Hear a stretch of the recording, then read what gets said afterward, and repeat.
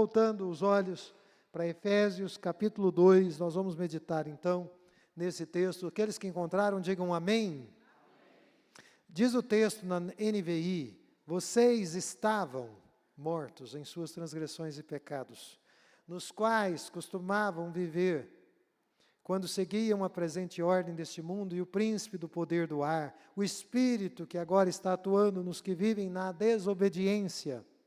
Anteriormente, versículo 3, todos nós vivíamos entre eles, satisfazendo as vontades da nossa carne, seguindo os seus desejos e pensamentos, como os outros éramos, por natureza, merecedores da ira.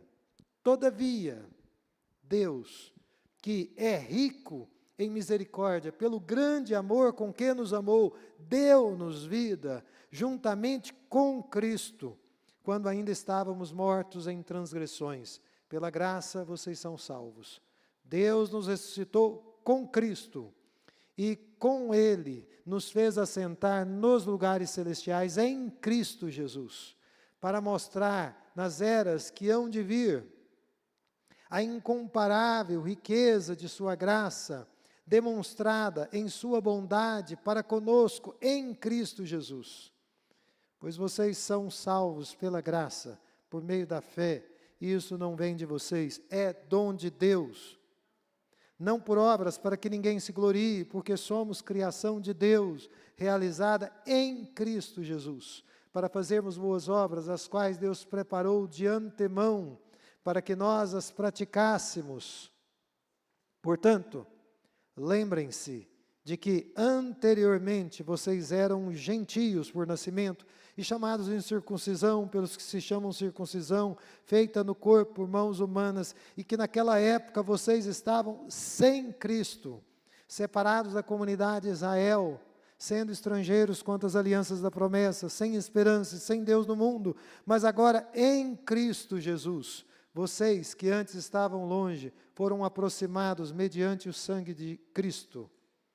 Pois Ele é a nossa paz, o qual de ambos fez um e destruiu a barreira, o muro da inimizade, anulando em seu corpo a lei dos mandamentos expressos em ordenanças. O objetivo dele era criar em si mesmo, dos dois, um novo homem, fazendo a paz e reconciliar com Deus, versículo 16, os dois em um corpo, por meio da cruz, pela qual ele destruiu a inimizade.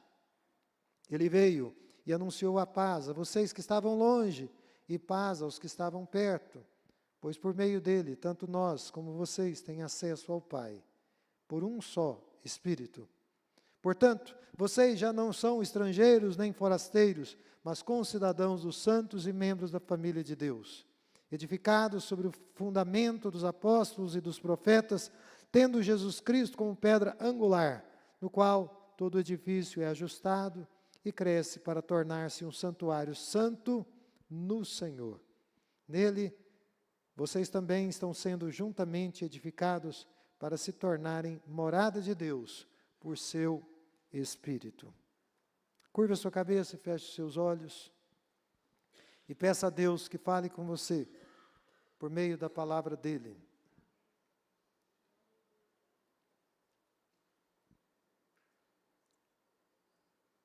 Senhor Deus, aqui estamos, e como teu povo aqui congregado, haveremos de comer do pão e beber do cálice.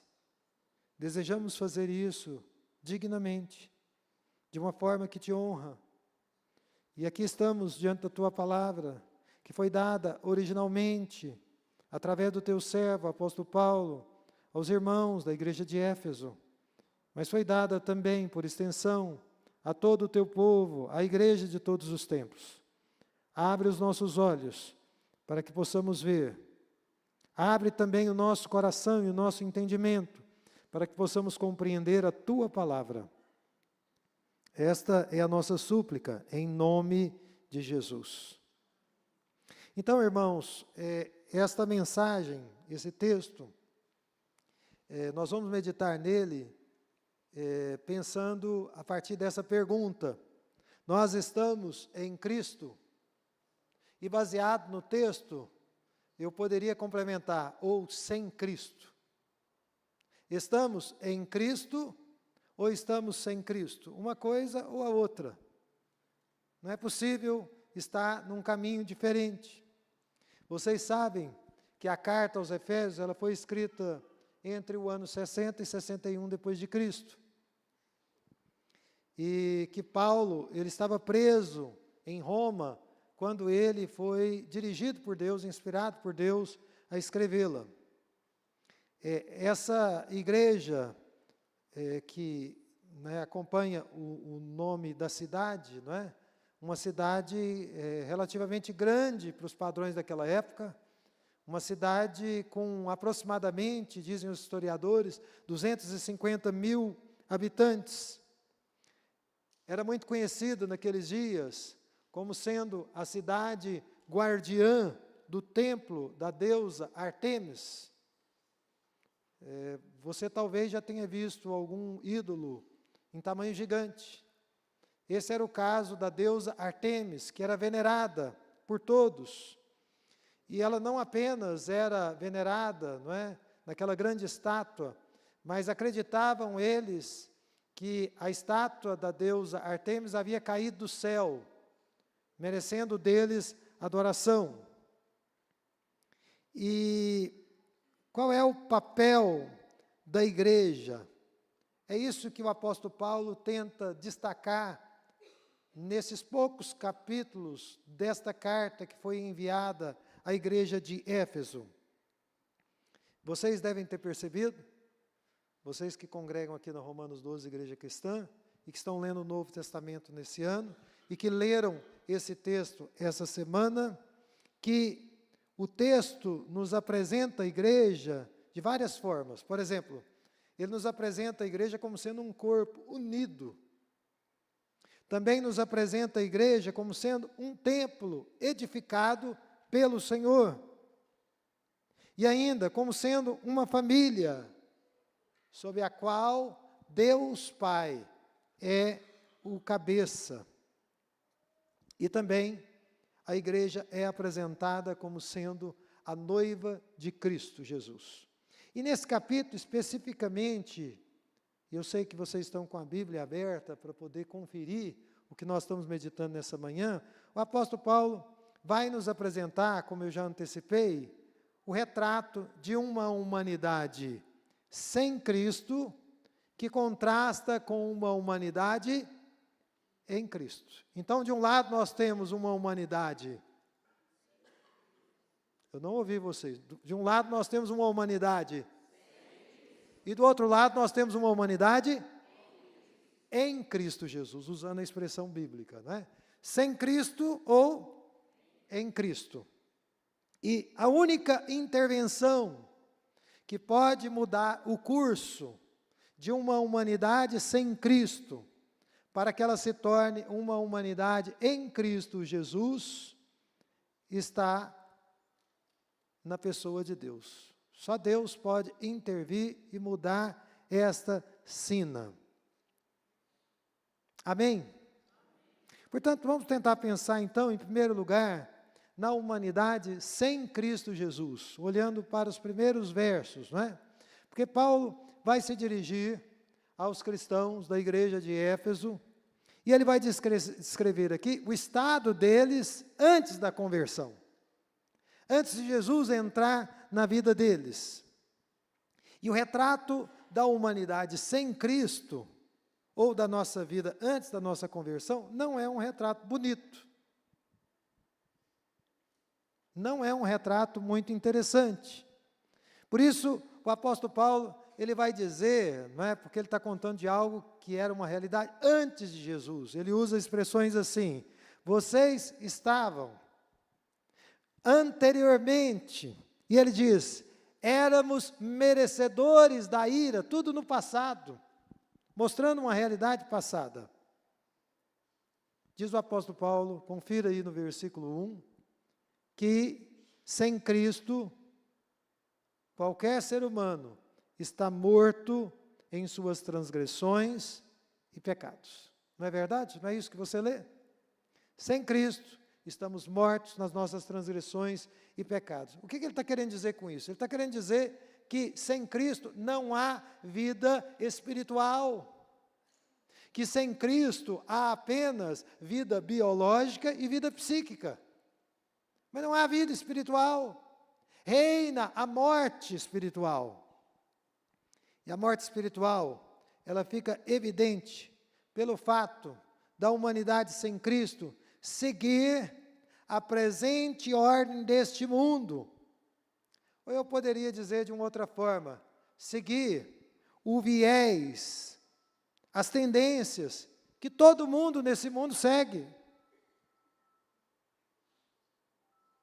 Esse é o retrato de uma humanidade sem Cristo. Mas não é só isso. Consciente ou inconscientemente, a humanidade sem Cristo, diz o apóstolo Paulo, também segue ao príncipe do poder do ar. Veja aí no versículo 2. Porque o versículo 2 vai nos dizer, meus queridos irmãos, que há no ser humano sem Cristo um espírito que neles atua, e é por essa mesma razão que essas pessoas, diz Paulo, vivem na desobediência. Trocando em miúdos, a humanidade sem Cristo, diz a Bíblia, segue a Satanás. Mas não é só isso, não para por aí o retrato feio da humanidade sem Cristo. Ela também segue o seu ego, que ela todos os dias da sua vida diviniza. Isso é um problema.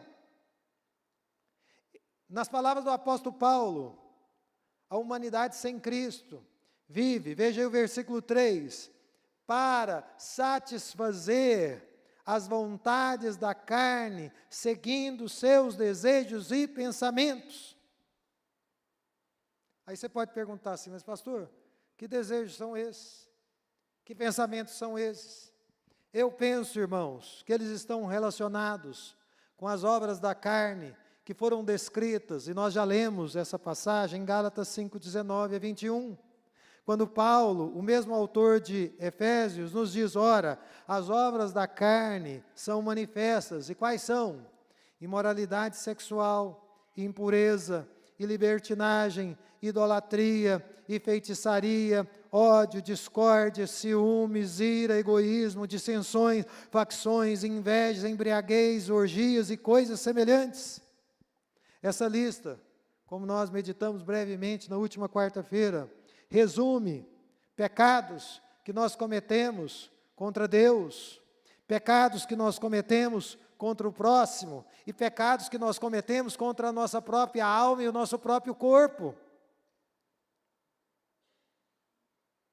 John MacArthur, pastor e escritor, né, um homem de Deus, falecido recentemente, costumava dizer que uma maneira de você corromper uma sociedade, como ele via isso acontecendo de forma avassaladora nos Estados Unidos, consiste em ignorar ou suprimir, reprimir os apelos da consciência humana, que é um dispositivo que Deus colocou na nossa alma. Então, a consciência está ali gritando, né, dizendo, olha, o que você está fazendo está errado, não está certo, está errado, não está certo. Mas você reprime. Você usa tudo que você tem com o apoio de algumas ciências e até de pseudociências para reprimir e dizer que você não é culpado, que não tem nada a ver, que está tudo bem. Outra maneira, segundo MacArthur, de você corromper uma sociedade consiste em você criar novos valores ou criar um novo sistema de valores que ignoram insistentemente os danos que são causados pelo pecado. Então, vou usar uma palavra da moda, né? A humanidade sem Cristo é uma humanidade que vive em negação. Ela nega a realidade do pecado e nega os danos e as consequências do pecado. O resultado não pode ser bom, irmãos. O resultado é trágico, ele é muito ruim. Então, por seguir o mundo, por seguir o diabo e o próprio ego, a humanidade sem Cristo, ela é por natureza merecedora da ira, diz o apóstolo Paulo. A Almeida, Revista e Atualizada, traduziu essa passagem como filhos da ira. E a nova tradução na linguagem de hoje vai direto ao âmago, quando ela diz, quando ela traduz o texto como pessoas que estão destinadas a sofrer o castigo de Deus. Irmãos, sem uma intervenção de Deus, na humanidade sem Cristo, o castigo justo de Deus é inevitável. Ou Deus intervém, ou a ira de Deus cai sobre as nossas vidas. Uma coisa ou outra. Agora, se por um lado, os judeus, os não-judeus, melhor dizendo, viviam alienados às promessas, ou das promessas de Deus, promessas que foram dadas ao seu povo Israel. Por outro lado, os judeus eram pessoas que confiavam, e ainda hoje confiam demais nas suas próprias obras, com vistas à sua salvação. Mas uma coisa é certa, e o apóstolo Paulo não nos deixa errar nessa manhã de ceia: todos, sejam judeus ou não judeus, sejam circuncisos ou incircuncisos, viviam sem Cristo e sem esperança e sem Deus no mundo. E diz o apóstolo Paulo no versículo 13, todos viviam longe de Deus, longe do Senhor Deus. Então, a vida sem Cristo, irmãos, ela é marcada pela morte, ela é marcada pela dependência cega da cultura e do pensamento humano dominante nos nossos dias, no mundo em que nós vivemos, e que é claramente dirigido por Satanás,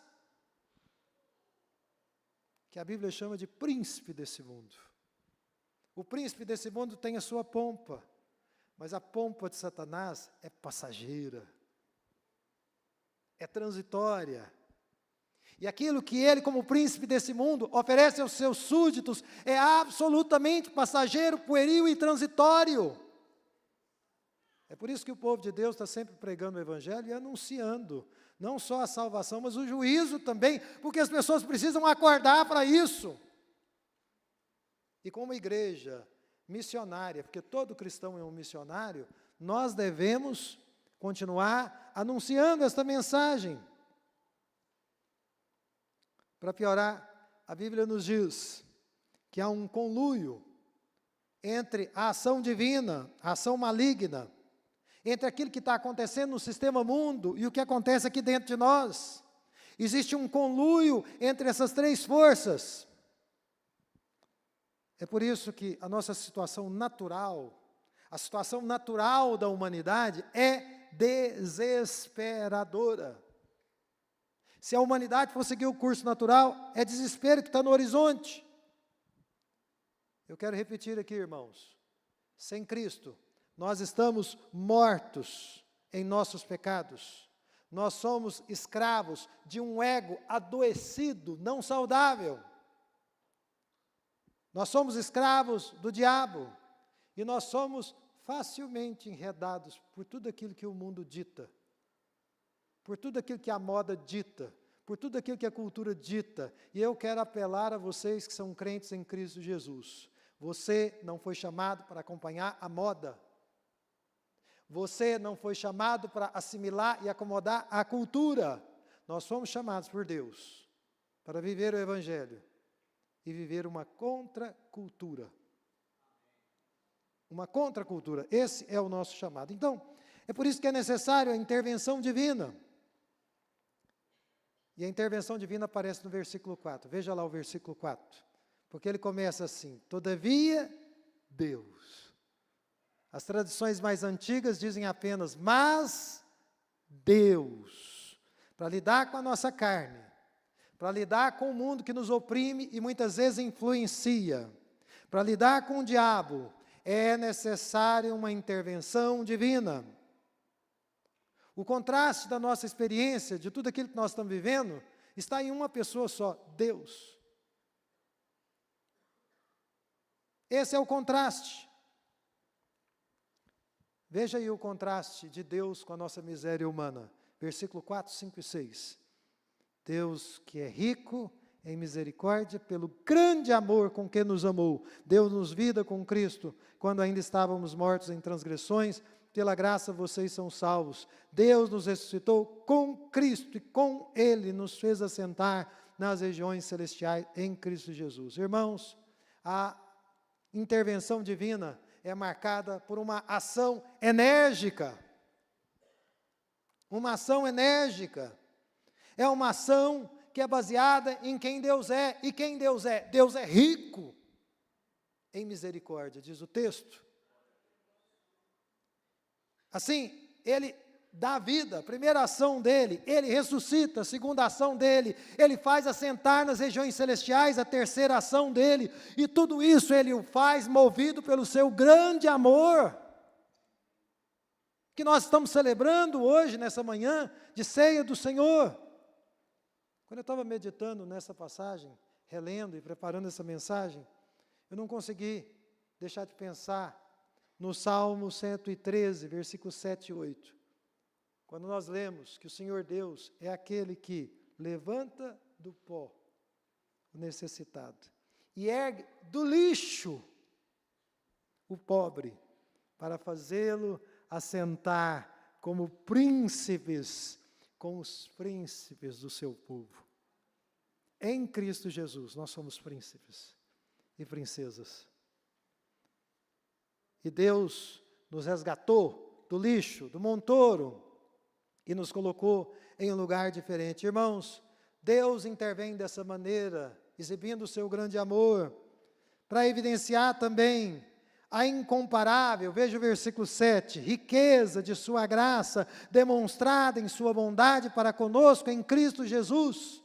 Agora, irmãos, essa obra magnífica que Deus realiza nas nossas vidas, essa obra incrível, jamais deve te fazer arrogar, ficar orgulhoso, de forma nenhuma. Ninguém de nós pode se gloriar diante de Deus. Por quê? Versículo 8.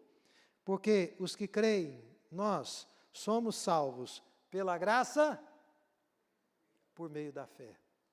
Vamos dizer juntos? Nós somos salvos pela graça, por meio da fé. Isso é suficiente para nos deixar muito humildes diante do nosso Deus. Glória a Deus! Nós glorificamos a Deus de todo o coração. Somos salvos pela graça, mediante a fé em Jesus Cristo. Então, o que nós temos, o que nós recebemos, não vem de nós, é dom de Deus. A conversão é a obra que Deus faz na vida de uma pessoa, de um homem, de uma mulher, de um jovem, de uma criança, de um ancião. E a conversão faz parte da nova criação. Diz a Bíblia que um dia Deus vai criar novos céus e nova terra. Nós estamos ansiando esse dia, mas enquanto Ele não chega, entenda que em Cristo Jesus você é nova criação. E precisamos viver como tal. Precisamos viver como nova criação. Sabe o que Paulo está querendo dizer aqui? Veja o versículo 9.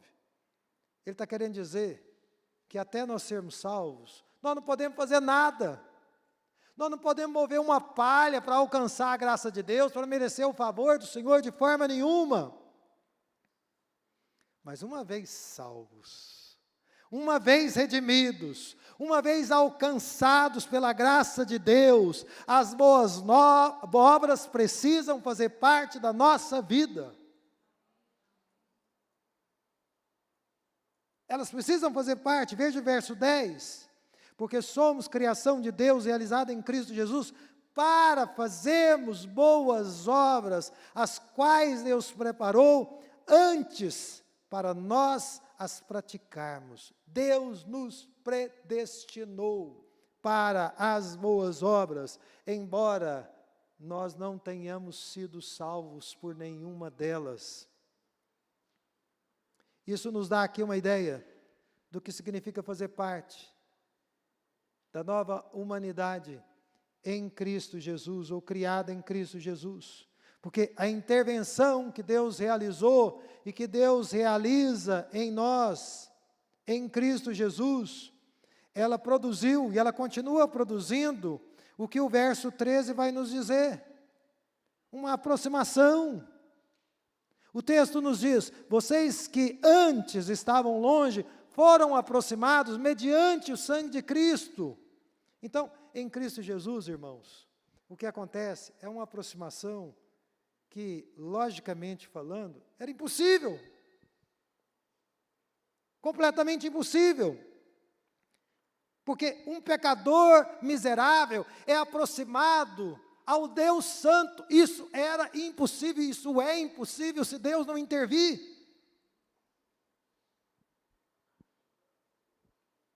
E esse processo, diz o versículo 11, deveria e deve ser lembrado por todos nós.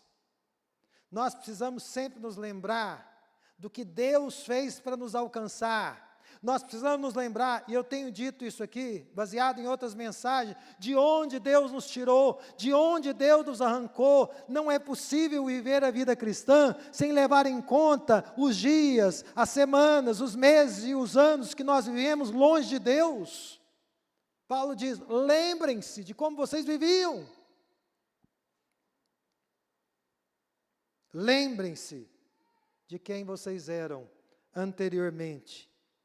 Quem nasceu de novo deve se lembrar de quem era, do que Deus fez na sua vida. Sabe para quê?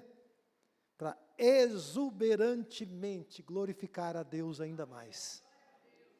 Exuberantemente louvar a Deus ainda mais. Então, eu não estranharia se qualquer um de vocês, na casa de vocês, no lar de vocês, no escritório de vocês, começasse a glorificar a Deus e adorar a Deus, e caísse de joelhos, com lágrimas nos olhos, e bendizesse a Deus pela salvação que Ele operou na sua vida, porque isso é próprio de quem se lembra da obra que Deus realizou nas nossas vidas. É próprio de quem nasceu de novo, de quem foi resgatado do império das trevas, e foi transportado para o reino do Filho do seu amor. E então ele vai nos falar, do versículo 14 até o 22, da nova humanidade em Cristo. Porque a antítese de uma humanidade sem Cristo é uma humanidade em Cristo. A humanidade redimida, irmãos, ela é uma nova humanidade, diz o versículo 15. Você vê que essa expressão em Cristo aqui, ela é enfática, ela acontece no versículo 6, no versículo 7, no versículo 10, no versículo 13. Aí você pode perguntar assim, mas como é que isso pode acontecer? Como é que pessoas, outrora mortas espiritualmente, ressuscitam e ganham vida? Isso é possível, diz o apóstolo Paulo, no versículo 5 e 6, porque elas estão com Cristo. Cristo se aproxima delas, Ele se aproximou de nós, Ele se colocou do nosso lado para realizar a sua obra. Aconteceu conosco, e pode acontecer nessa manhã com alguém aqui que ainda não tem recebido a Cristo, genuinamente na sua vida, o que aconteceu com Lázaro. Vocês se lembram de Lázaro? Amigo de Jesus, ele tinha morrido. Mas um dia, lá de dentro da sepultura dele, Jesus gritou: Lázaro, vem para fora. E o morto ouviu a voz do Deus vivo encarnado. E rompeu com aquelas amarras. Porque a pedra já havia sido removida. E ele saiu de lá com uma vida nova, completamente diferente. Irmãos, a nova humanidade em Cristo Jesus é um grupo de pessoas que passa a integrar um povo que é composto de gente, de pessoas, de todas as nações.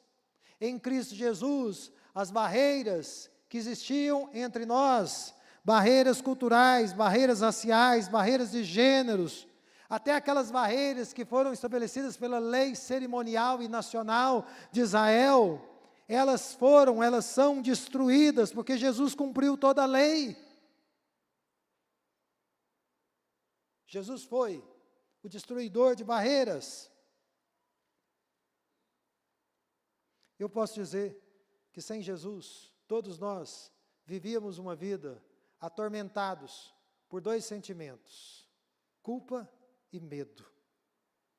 E nós tínhamos razão para sentir culpa mesmo. E nós tínhamos razão, ou razões no plural, para sentir medo também. Porque éramos culpados. E porque algo terrível estava no horizonte. Mas Paulo nos diz que Jesus trouxe paz às nossas almas. Glória a Deus, irmãos.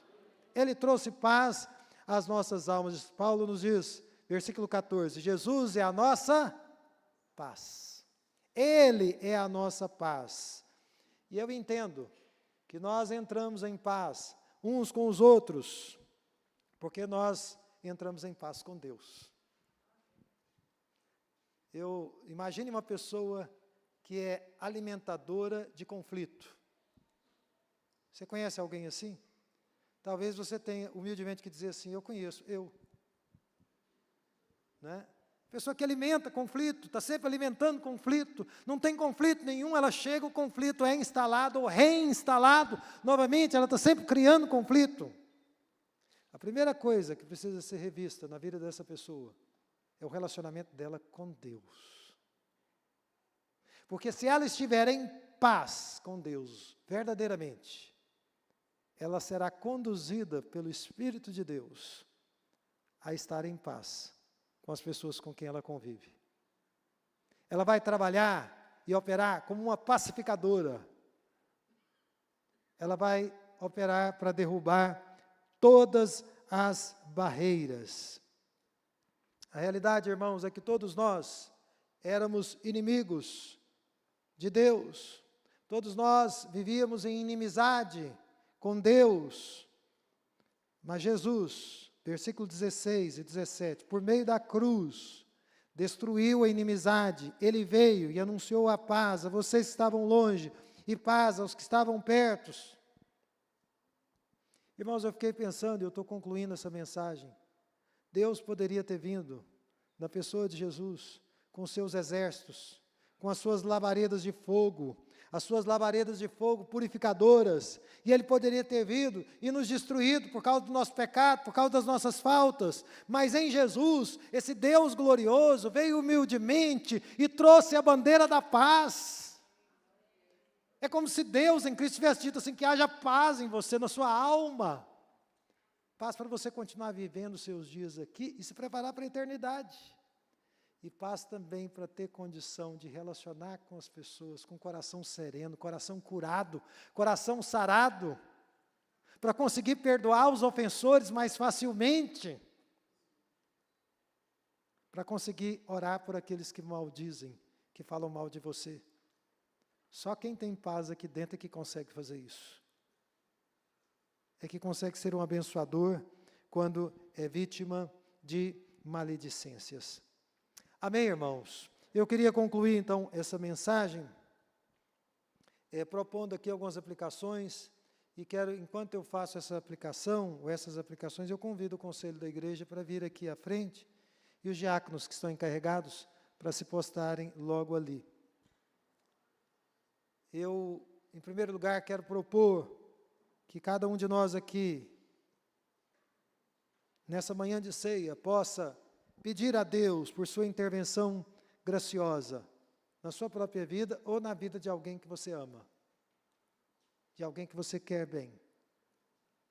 E eu quero dizer a você uma coisa, mesmo que essa pessoa tenha uma vida que o mundo considera invejável, tenha uma saúde excelente, tenha muito dinheiro, seja muito inteligente, seja uma pessoa de realizações, se essa pessoa está sem Cristo, ela está seguindo o curso natural do mundo e dessa vida, e ela vai perecer. Então a sua oração, seja por você mesmo, ou por essa pessoa que você gosta, deve ser: Senhor, intervenha na vida dele.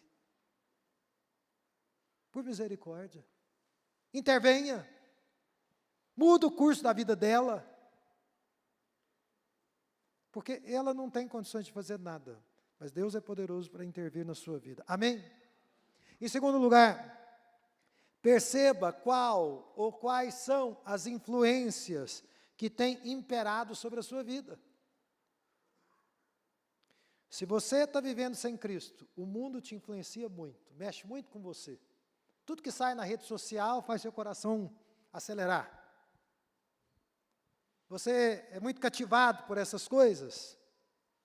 Se você está sem Cristo, o diabo também lança os seus dardos inflamados e eles encontram um lugarzinho na sua alma. Ele consegue exercer alguma influência sobre a sua vida. Eu quero apelar a vocês a clamarem pela graça de Deus sobre a sua vida. E a pedir a Deus que tenha misericórdia da sua vida. Porque o caminho natural que nós trilhamos nesse mundo leva à condenação. Mas em Cristo Jesus, nós vamos nos deparar com a graça de Deus. Com o favor imerecido do Senhor, não é? O que o Evangelho da Graça diz? Versículo 4 de Efésios 2. Todavia, Deus, né? Deus interveio, né? Apesar de mim, Deus interveio. Eu tenho falhado muito, estou desapontado comigo mesmo, mas Deus pode intervir na minha vida, Ele pode mudar a minha situação. Então vamos clamar a Deus nesse sentido. E eu queria também propor que cada um aqui avaliasse se você tem agido de forma a manter derrubadas as barreiras que Cristo derrubou. Porque algumas pessoas que se dizem cristãs são pessoas que estão sempre erigindo barreiras entre as pessoas. Ou entre as pessoas e Deus. Nós não fomos chamados para construir muralhas, barreiras. Nós fomos chamados para derrubar aquilo que se coloca entre nós e as pessoas, mesmo que as pessoas sejam de uma outra cultura, mesmo que as pessoas tenham uma formação diferente da nossa, nós fomos chamados para contribuir para a aproximação dessas pessoas, de nós e do próprio Deus. Amém? Vamos nos colocar em pé nesse momento. Curva a sua cabeça. E feche os seus olhos. A pergunta que eu faço a vocês é muito simples. Você está em Cristo ou sem Cristo? Nessa manhã de ceia do Senhor, avalie o quanto você tem estado, o quanto você tem vivido sem Cristo. Antes de comer do pão, se você é batizado, é um momento apropriado de você avaliar a sua própria vida, a sua própria alma. Deus nos chama a uma reforma necessária. E Ele está disposto a intervir nas nossas vidas. Quem sabe, nessa manhã, você vai clamar a Ele pela sua graça. E Ele vai intervir na sua vida. Senhor Deus, obrigado porque o Senhor não nos deixa seguir nesse mundo e nesta vida às cegas. Antes, o Senhor faz com que os nossos olhos estejam abertos para que possamos enxergar a realidade acerca de nós mesmos, do mundo em que vivemos, da humanidade da qual nós fazemos parte. Nessa manhã, antes de comermos do pão e bebermos do cálice, ajuda-nos a fazer essa sondagem no nosso coração e a verificarmos o quanto temos estado realmente em Cristo, ou o quanto temos vivido sem o Senhor, para que nos arrependamos, para que nos quebrantemos diante de Ti, e para que o Senhor intervenha nas nossas vidas, mudando a nossa sorte, e dando-nos a graça de vivermos tudo aquilo que o Senhor planejou para nós. Em nome de Jesus. Irmãos,